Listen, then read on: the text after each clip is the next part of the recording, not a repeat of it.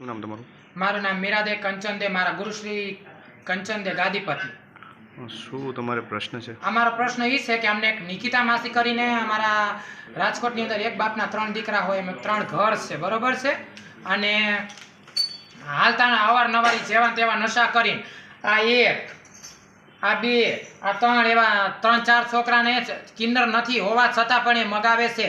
ત્યાંથી મગાઈ આવે, જજમાનોને હેરાન કરીને મોઢા ઉપર જોડા મારીને પૈસા લઈ આવે છે. એ બધા જે પણ કાંઈ પૈસા આવે એ બધા એ ડ્રગ્સમાં, ગાંજામાં, દારૂમાં બધો વેપાર, એમાં બધી નશા કરીને પછી અમને લોકોને હેરાન કરે છે. અમારી એવી માંગ છે કે આમની કડકમાં કડક કાર્યવાહી થાય એવી અમારી માંગ છે. હર્ષદ દે, નિકિતા દે. હું રાજકોટની રહેવાસી છું અને હું પહેલાં ભણતી હતી અને 12 પાસ હું છું.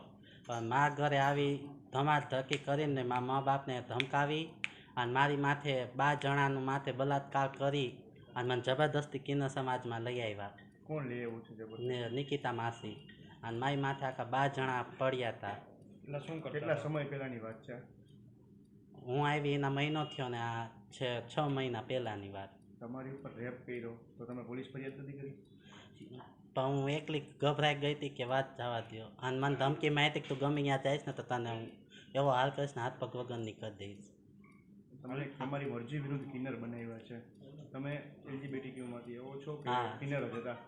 હું LTBGમાં છું અને મારા નિકિતા મારા નામમાં એમના બેહવાનું જ નહોતું. એમને મને જબરદસ્તીને આ રેપને મને ટોર્ચર કરીને એ મને પરાણે ઘાઘરો નાખ્યો અને મને જબરદસ્તી કર્યું. અને મારા સંસારમાં બધે કિન્નરની છાપ પડી ગઈ.